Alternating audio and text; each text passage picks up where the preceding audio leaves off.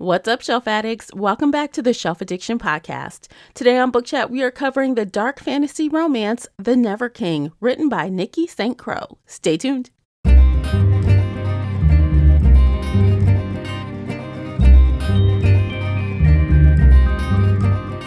Hey everyone, I am your host, Tamara, and welcome back to the podcast. If you're new here, we're going to feed your shelf addiction with fun book conversations, bookish topics, and more. It's like listening in on your favorite book club. Participate in this discussion by joining the Facebook group Shelf Addiction Official or over on the Book Clubs app. I hope to hear your thoughts on today's show. You can also find me and Casey on Twitter and Instagram. The links for everything I've mentioned are below in the show notes. If you enjoyed today's episode, please support the podcast by sharing it with some book nerd friends or on your favorite social media space. And don't forget to hit that like button and subscribe before you leave. That will really help me out, and I appreciate you for doing it. The uncut video version of this podcast is available right now over on Patreon. Join us there for exclusive videos, including after shows and more. So if you're interested in that at all, you'll need to come over onto Patreon and sign up. As always with Book Chats, we talk spoilers here, so you've been warned. Without further ado, let's begin. Joining me is feature co-host Casey from Heartful of Ink. Welcome back, Casey. Hello. I'm so excited to be here today. Yes, I'm glad you're here because today we are doing our very first Book Talk Made Us Read It of the year. Yes. So we are back again with what book talkers like. And today we are doing a romantic spin on things because it's February, you know. Yes. Yeah, fun stuff. So we are reviewing The Never King, written by Nikki St. Crow. It was published February 20th, 2022 by Blackwell House LLC.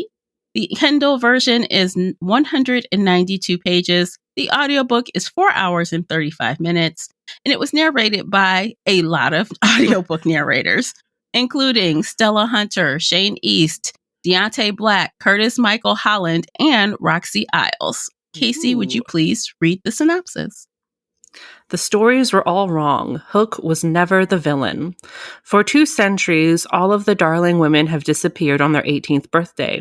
Sometimes they're gone for only a day, some a week or a month, but they always return broken. Now, on the afternoon of my 18th birthday, my mother is running around the house making sure all the windows are barred and the doors are locked. But it's pointless, because when night falls, he comes for me, and this time the Never King and the Lost Boys aren't willing to let me go. Note, The Never King is a reimagining of Peter and Wendy. Characters have been aged up for this darker, grittier version. If you like your enemies to lovers romance with hot, ruthless, morally gray love interests, you'll enjoy The Never King and the Lost Boys. You can expect hate-kissing, fighting, bickering, and touch her and I'll unalive you vibes. Book 1 ends on a cliff. Which it does. Okay. So let's show the cover art. For those of you who aren't on Patreon, you can't see it, but you can pull it up. This cover art, I'm like, yes, what is this? I want to know. It's dark and vicious and creepy. It's like a skull, like a skull face with red eyes. And yeah, it gives me the vibes. I'm like, okay, let's see what darkness this brings. How dark is it really? All right, what'd you think when you first closed the book, the final chapter? Yeah. It was a little easy to guess what was happening, but like it was short and sweet. And like you couldn't hide it in the story. It was good. Yeah, that's what I thought. I was like, oh, that was good. And I want to read the next one. I want to know, spoiler alert, obviously, but I want to know what the 2 shadows were, his and someone else's. It's the death shadow. It was 2 shadows that came out of the box. They were expecting 1. Yeah, so every island has 2 shadows. The life shadow that gives to the king, and then the death shadow that Vane has from his island. And so they mentioned it early on that, But Vane has his. Yeah, but that's from a different island. So the death shadow for Neverland is missing. And it's been missing this whole time, too. And nobody really cared about it because they don't care about the death shadow because they only cared about, the king's shadow is missing. So let's focus on that. That's but the not death what I shadow's read. gone. I read that the king's shadow is the death shadow. Like, they did not want him to get it because it made him an awful leader. Well, yeah, he was a ruler. terrible leader, but he had, like, the life shadow. That was No, I didn't get that at all. No, I'm going to look. I'm going to search. Nope, I didn't get that search it at up, all. because I thought he had the life, the king, because he has the title of the king. He does. And when they saw those people, they called Vane the Dark One, because if you have the death shadow, you get called the Dark One. But if you're the king, you have the life shadow, you get called the king. Okay, I'm searching the word life, and I don't see it attached to shadow anywhere. Life, maybe it was like king shadow. I'm on page 123. I've found that on every island in the chain, the one that's claimed the death shadow is always called the Dark One. Yep. And on almost all the islands is the ones with the life shadow that has the title of king. Yep.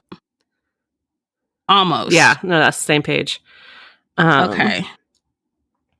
So you're saying, but why did it seem like a cliffhanger that 2 shadows came out the box? What was the cliffhanger then, if it wasn't the shadows? That's what I'm saying, is that it's the death shadow and the king shadow for the island. Like it's both the life and the death, because the death one has been missing for so long, and everybody was like, yeah, it's whatever. We just want the king shadow so Peter can be king again.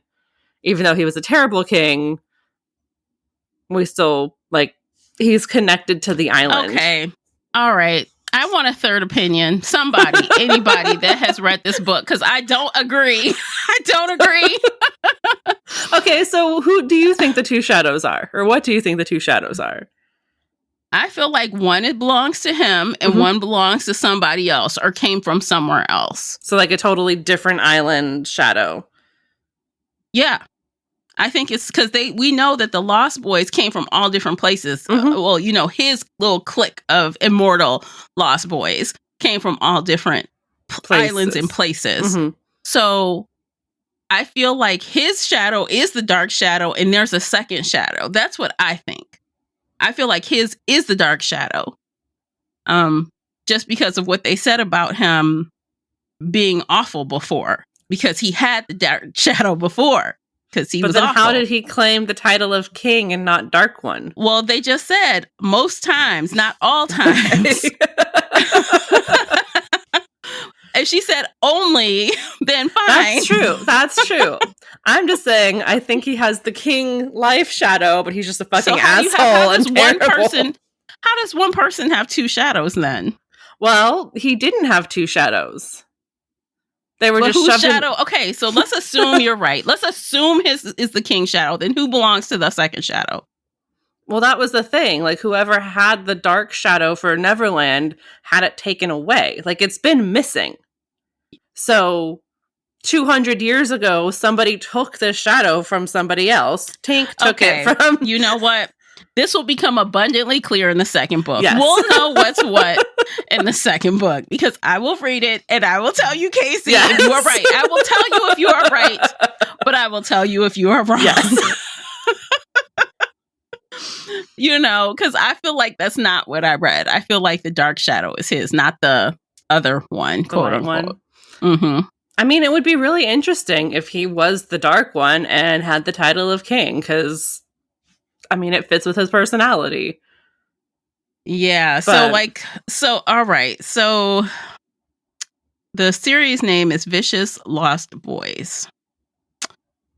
The next series, The Dark One. Next in series, The Dark One. Vicious Lost Boys Book 2. Are you going to read the blurb? I'm not, because I don't want to spoil anything, because we're only talking about book 1. So anyway... and this is why I like it already, because it's got so many things going on. And I think that's what I like about, quote unquote, like I was telling you on text that I like fantasy with my erotica. Like, I think sex and erotica is great in books, but I think it's an icing. I'm the kind of person where I want a whole cake full of plot and other things, and I'll take the icing too. I'm not the person that just wants a bucket of icing and like a little sliver of cake sprinkled on top for decoration. I don't like it that way. So this way appealed to me more because it was more than just about the sex scenes. Yes. And to me, I thought the sex was kind of hot, but it wasn't like over the top ridiculous either. It wasn't like so far left, you're like, what the fuck is this? Like, okay, let me just put this out there because we started another book, y'all. We started another book first. I'm not going to name it because I'm about to trash it. Oh, no. I read, it was 3 short stories. And actually, if you look at my blog, not my blog, my Goodreads reading vlog, you'll know what book it is. Anyway, after reading the first story, I was like, I don't like, that whole story was absurd to me. And there was nothing that I liked about it, really. It was fine. It was fine. To be fair, just to be fair to the author, this was a short story spin-off of a trilogy. So if you had read the trilogy, you knew this character and that background. And I feel like if you knew that background, you might appreciate it more. But it's fair, like going into it cold turkey, not knowing who any of these people are or what any of this is. Yeah, it doesn't really make sense. And it's not as impactful as if like you spent 3 books learning about the secondary character and wanting to know more about her. And then you get her story. Like... Okay, so probably that wasn't a good choice based on that. Yeah. And that's fair. I was like, meh. I was like, no thanks. I'm like, well, can we switch? Is it too late? I mean, my God. Fine. And we switched and I liked this a lot more. Immediately, I liked it a lot more. Well, in a few of our past couple of podcast talks with a certain series, you were getting really mad about all of the virginal characters and how, you know, they don't ever touch another man, they've never done anything, and you're like, I'm so over this trope. We open on page 1 with our heroine here, Winnie, just, you know, fucking a man in his truck. I know, I love it. And she's like all about her sexuality, and she's like, openly says, yeah, fucked a bunch of people on the team. Who cares? Who cares? You know, she thought she was going to go mad at 18, so life doesn't matter. She's just going to do what she wants to do. Yeah, she's like, I'm about to go crazy as soon as I turn 18, so I might as well get it all out now. But the crazy thing is, she gets kidnapped, and instead of being scared, she's like, oh, that guy's kind of hot. What if I do this? What if I do that? What if I, lure them to my side with sex? I can use sex as a weapon too. So like, oh, now this makes sense because you're trying to do something. You're just not overly horny for these guys that kidnapped you for no reason. It helps that you're horny for them. She was horny for them. Yes, it helps that you're horny for them, but you also have a purpose. But 2 for 1, you know, she didn't stick to that purpose, but that's okay. She didn't. She started to get all kind of crazy with it. And yeah, she got she want her little harem of men. She does. She wants all of them. Yeah, she does. And she's like loving the twins. She's like sleeping in between them. Like, oh, this is so great. Oh my God. I hope twins don't do that stuff together. No. Don't do it. No, please don't. No touching. No. Don't do it. She's having a good time, but please don't. I'm getting a little grossed out by it, but it's fine. No. So what did you think? I know you have high standards for sex scenes and hotness and spice level. How did you take it? It was hot. It wasn't my cup of tea just because I'm not into that style of kink, but like kudos to her for going for it and enjoying it. I will say I was really happy when she got mad at Bane when he spit on her because like that's my hard no. So he did more than just spit on her. Yeah. He told her to open her mouth. She did it, and then he spit. And I was like, oh my I would have kicked him in the balls. Lost it. I really appreciated that she lost it in that moment too, because if she was turned on, I would have just like had to put the book down and walk away for a minute. So like that scene, I was like, I could have like thrown up a little bit if I I was like, that is my hard limit. I do not want. That is a very disgusting thing. That is past my limit. I couldn't believe that happened. No. And then later in the book, you guys, like, he kind of like cares for her. And I'm like, okay, this guy is crazy. Like, he is literally absolutely insane. He is insane. He don't know if he likes her or not. He hates her and likes her at the same time and treats her shitty and kind. It's like, that is mental abuse, I feel like. Absolutely. That is mental abuse. And he has the dark shadow, so he's all kinds of fucked up. And I know they kept saying Peter was a bad king, but I just assumed that was his personality, not the actual shadow. Although Peter Pan without his shadow is fucking crazy and ripping hearts out with his bare hands. He has no control at all. No control. So I was like, is he worse now without the shadow, or was he just this as bad before when he had the shadow? Like, what's going on? I don't know. But anyway, I feel like in the box was the king and the death shadow together. Yeah. So another thing that I kind of found interesting was like the play on Winnie's last name, which is Darling, because the Lost Boys would always be like, Darling, do this, Darling, this, Darling, that. But that's her last name. Yeah. But it seems like an endearment. an endearment at the same time. Like, that's interesting.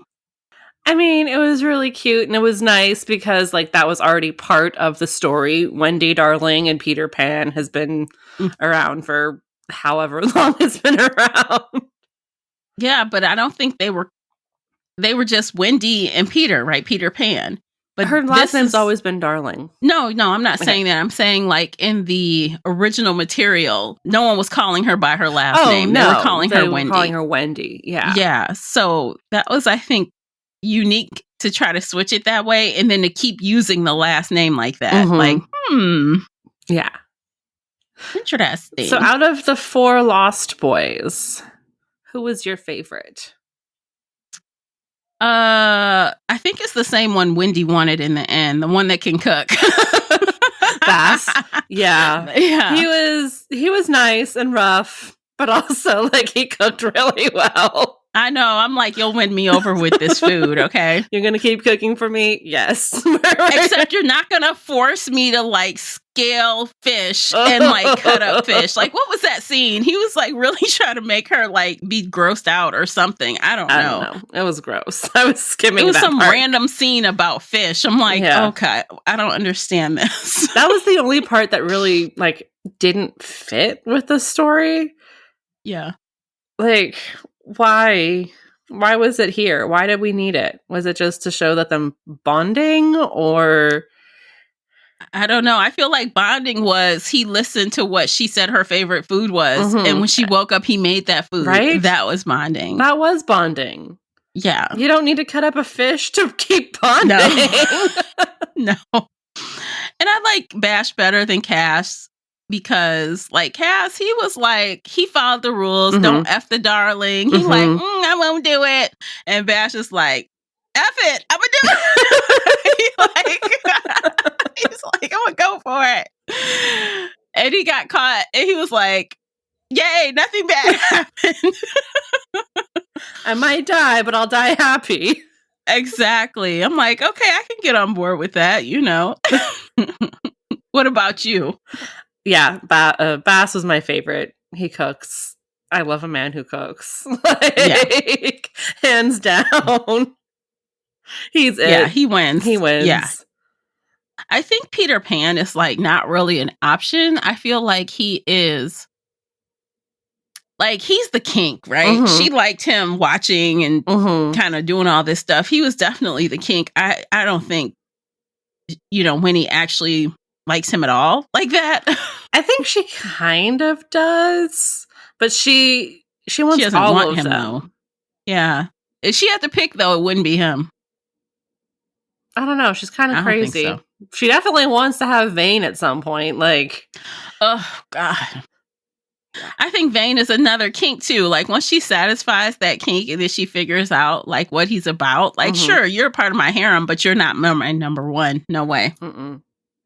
He's like, fourth wife. You know? Yeah. You can have me once a month on a Friday, I guess.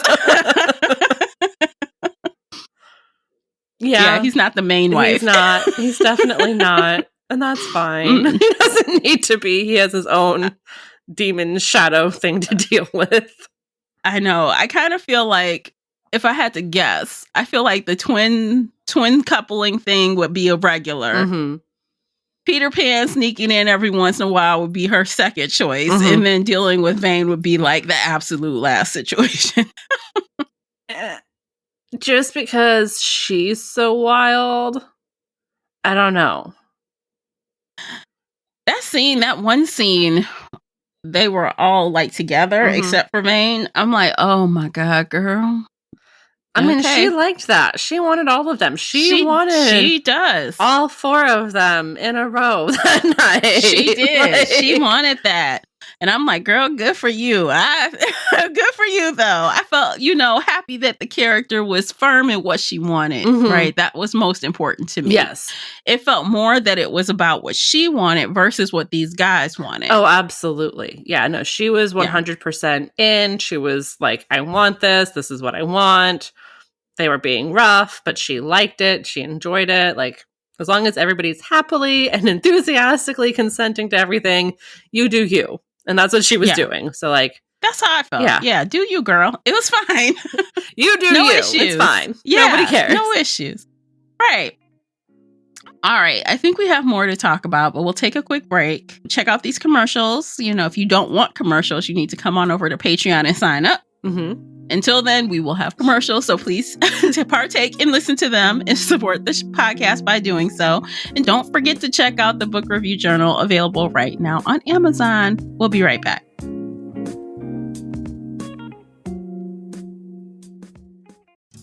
Today's episode is brought to you by the Shelf Addiction merch store. Check out all the bookish t-shirts, notebooks, mugs, and more. Don't miss out on these original designs, perfect for any book nerd. Support the podcast and visit shelfaddiction.com/merch and pick up your next favorite bookish item. All right, welcome back, guys. What else should we talk about? I mean, it's a short story, but I feel like there's a couple other things probably we could talk about. Oh, let's talk about her mother. Ooh, yes. Let's talk about Winnie's mother, Mary. So, poor Mary. What do you think Mary was doing to her? Torturing her? Yeah. Well, okay, so it's not... I just want to blame Tilly, the fairy, for all of this. Because she made Mary go insane. And then Mary came home and, did everything she possibly could to keep her daughter from getting kidnapped by Peter Pan. It was absolute torture. They moved around constantly. They hired witches and shaman and all kinds of people to, like, cut her and bleed her and paint stuff on walls in her blood. Trying to make spells and stuff. Like, that was going to work. Nope. Never works. No. And Winnie forgave her mother. She understood that was not good what she did. Mm-hmm. Like, I can't remember exactly what the passage said, but she pretty much said that was a pain I didn't have a choice in having, and no one should be forced to endure that, basically. Mm-hmm. But at the same time, she knew her mother was crazy because of what the fairies had done to her. So, and after kind of experiencing it herself, you can really empathize with somebody. And that's part of healing trauma, is going, I understand why you did this, but it still was torture and harmful and fucked me up just as bad. Yeah, I mean, so when Winnie had a choice to stay or go back to Neverland, and she chose to go. And when she chose to go, she even invited her mother. Do you want to come? She didn't even ice her out. Yeah. So she fully just accepted what happened and wanted to move on. But her mother chose not to go, which is understandable. She was tortured in her own situation. So I got that. But I like that they ended on a note that was reasonable for both of them. Yes. Yeah, so I like that situation, although I just hated that the mother did all that to her daughter, but I guess she thought she was doing what she had to do at the time. And as we learn, Tilly the fairy, who's going through everybody's memories, or all of the darlings' memories, she can torture you. She can change your entire brain and personality and make you go crazy. So I feel like, because Mary, we found out later, when she was 18 and there with the Lost Boys, she said she wanted to help. She said she was open. She said she wouldn't fight it. She said she was going to do everything she could to help them find the shadow. And then she came out worse for the wear. So I feel like, Tilly really fucked her up, made her go insane. And then when she got home, she had to keep her baby safe. Yeah, definitely. Because okay, so let's talk about like the motivation of Tilly and Tinkerbell, right? It started with Tinkerbell. Yes. So Tinkerbell wanted Peter Pan. And Peter Pan fell in love with Wendy. So she was very, very jealous. And angry. And upset, yes.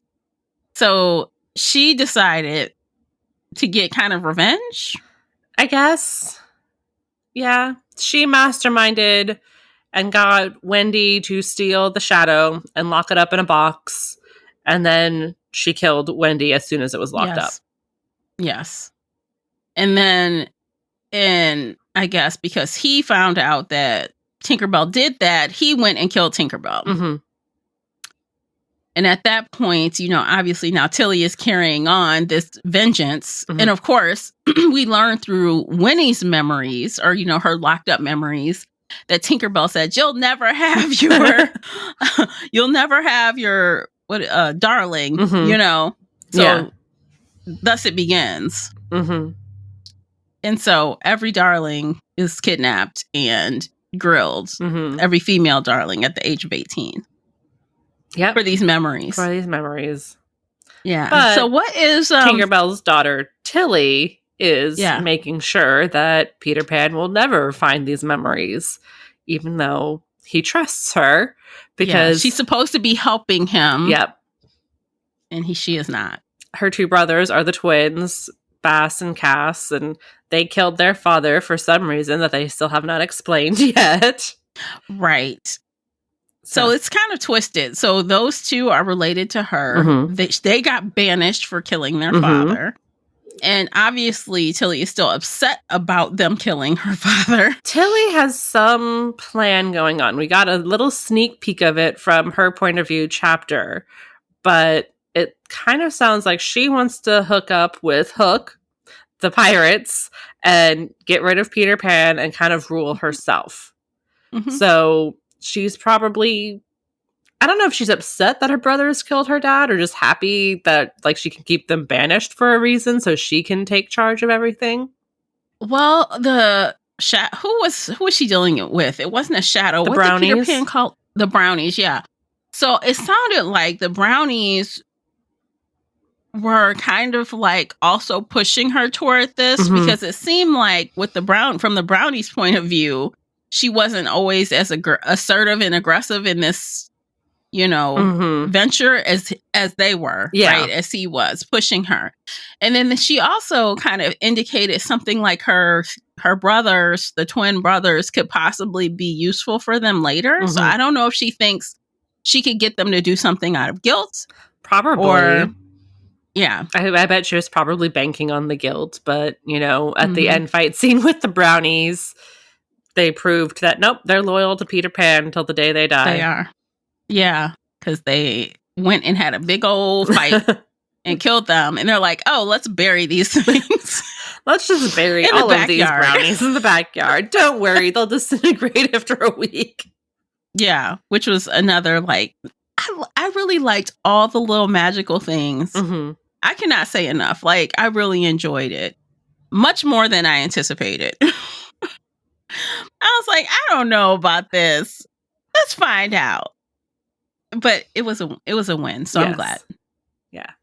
Not everything on TikTok is a win, so I was very hesitant and a little worried because I was like, is it actually good or is it just Well, you know what made me feel a little bit better about it is when I went over to Amazon and I saw there were over 20,000 reviews and the average, average rating for those was like 4.5 on Amazon. So I'm like, wow, that's good.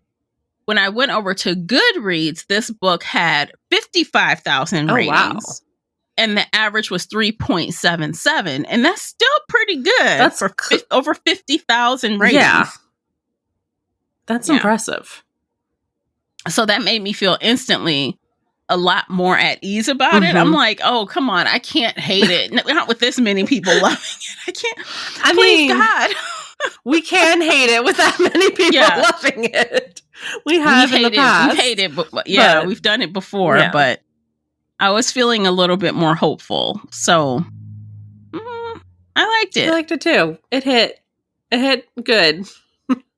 Mm-hmm. Do you think it was appropriate for Valentine's Day?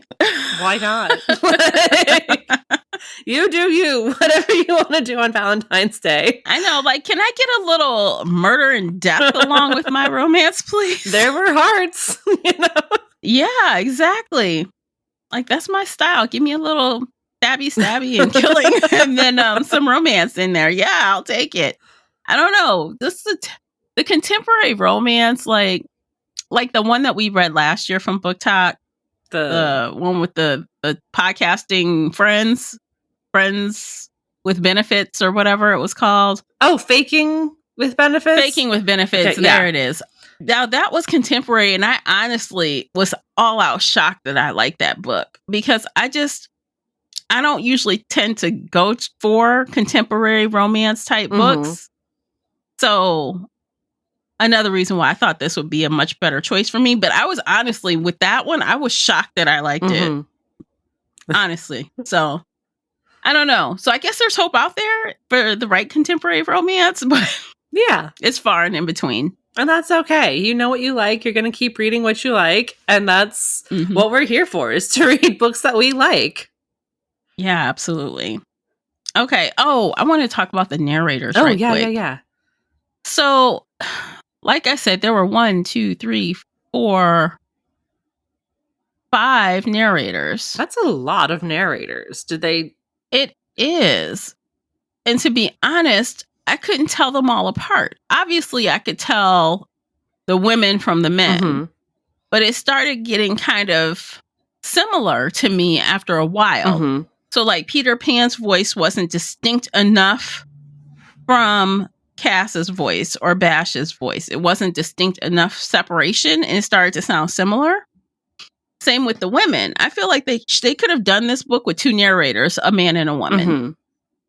They needed some accents or some different pitches or something. You know what I mean? They all kind of sounded the same. All the men kind of melded together and all the women kind of melded together. So who was the second female voice? So there was... Stella Hunter was the first one and Roxy Isles was the second one. So was one Winnie and one Cherry, or... But Cherry didn't have a point of view. It doesn't show assignments, so I'm going to guess, yes, Cherry did have a different voice. So maybe one was Cherry. She definitely had a slightly more poppy light voice, so maybe one was Cherry. And one was Winnie, I'm assuming. That makes sense. Those two were kind of different. But again, one person, I've read or listened to audiobooks where one person has drastically different voices. So that could have been one narrator.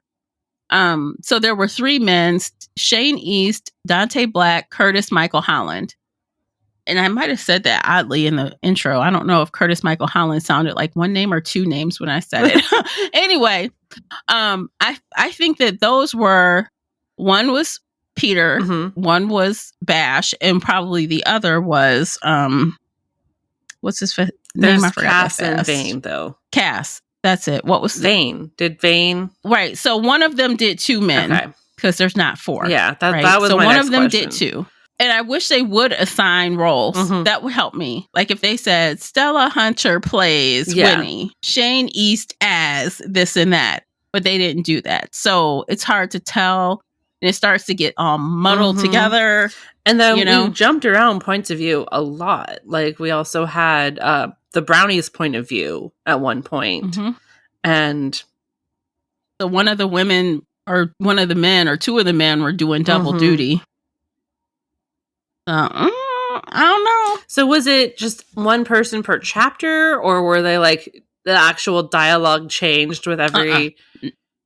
No, it wasn't done like full cast. Full cast is where each section is like a different person, but this was by chapter. So if the chapter heading said Winnie, it was all in Winnie's voice, even though she would do some men, lower her octaves for the man talking, right, for the dialogue.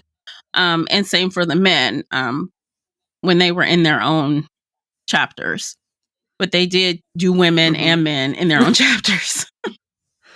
I feel like if you have 5 narrators, but you're only doing the chapters, that would get annoying. Like at that point, if you have the 5 narrators, just get them together in a round table and like have everybody do their own dialogue. See, this is the thing though. That's the difference between an audiobook and an audio production. Because I feel like in an audiobook, they did that purposefully to tell the indicator we are changing point of views. Okay. We have changed because the voice has changed, But if they're all reading all of their parts for the whole book, it really starts to get lost and you can't tell whose perspective it is. I mean, if they're just doing the dialogue, because it was all still first person. So like in Winnie's chapter, it could have been from her, but the men could have done their own dialogue. It could have. That's what I would have wanted. But then what happens? Okay, yeah, I guess. I'm just kind of reading a page. Yeah, I guess it could have gone that way. But that is a lot more expensive and difficult to do. Yeah, that's a lot. Like from a producer standpoint, the editor standpoint, that's a lot more work to do it that way. A lot more expensive. There are some books that do that.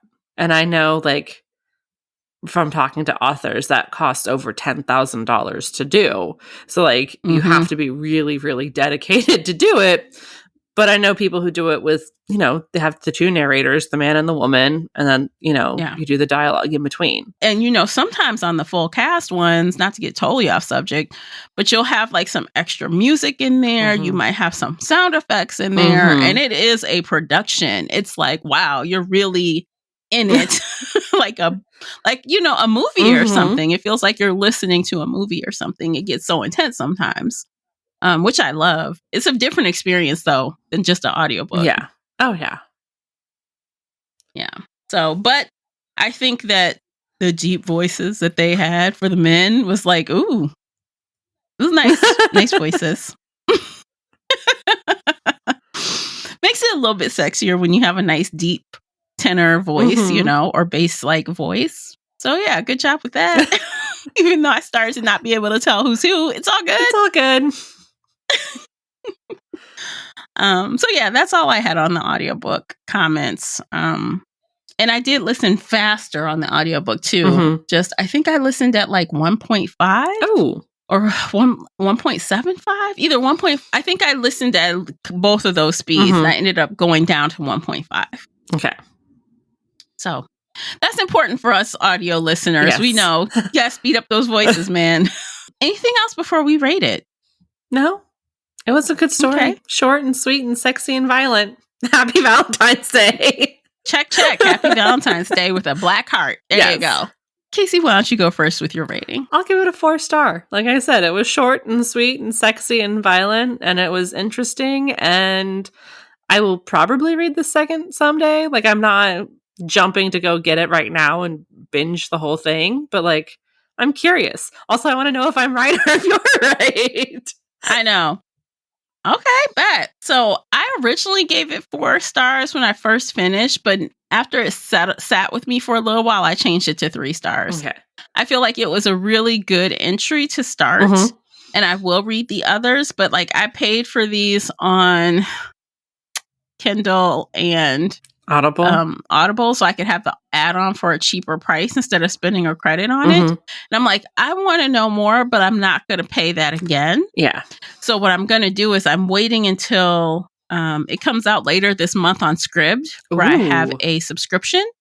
So I can binge the last 2 books on Scribd at the end of the month. So I too will finish, but not right away. It's going to be a couple weeks before I finish, but I'm fully going to finish. Yeah. And who knows? Maybe 2 and 3 will get 4 stars. I don't know, but you're invested. It was a solid start. Yeah, I'm invested. I want to know. I don't really care who Wendy ends up with because it'll be all of them, but I want to know the other stuff. Yeah, she's going to take on all 4 of them, and she'll have fun with it. Oh, yeah. Lord have mercy. Yeah. You go, girl. Woohoo. Okay, but yeah, I think actually this was also my first time reading anything by Nikki St. Croix. Oh, yeah. This was my first time reading anything by her. I had no idea what to expect, and it was a solid book. Like, I'm excited. I might check out some of her other stuff. Same. Once I finish with this, depending on how it ends, if I'm satisfied and happy, then I'll probably read more by her, because all of her stuff looks to be kind of in that genre realm that I like, so... And I do love a good retelling, especially when it's original. It feels original. So. Yes. Yeah. So all good stuff. Okay. I think we're done. What do you think? I think we're done. All right. This has been a success. TikTok did not do us dirty this time. Woohoo. Thank God for TikTok. Yes. Thanks, BookTokers. Yes. Good job on this one. So stay tuned. We'll have more of these throughout the year. Yes. You know how we do, talking trash or praising. Who knows what's going to happen? You never know until you tune in. And of course, don't forget, you can always join us in book clubs. So join us on the Book Clubs app. And you can even talk about books and other things with us on Discord. But you need to be in the Book Clubs app to join on Discord. So hopefully we'll see you there. And if that's not your thing, no worries. We'll be right here again on the podcast. And we'll talk to you later. All right, you guys, take care of yourselves. Bye, everybody.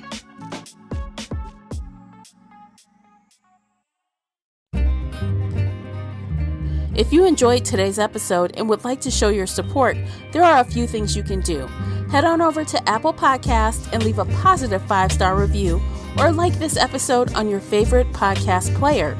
It seems so simple, but it really helps me out. You can share this podcast with other book nerd friends or on your favorite social media space. You can also join the Shelf Addiction Patreon family.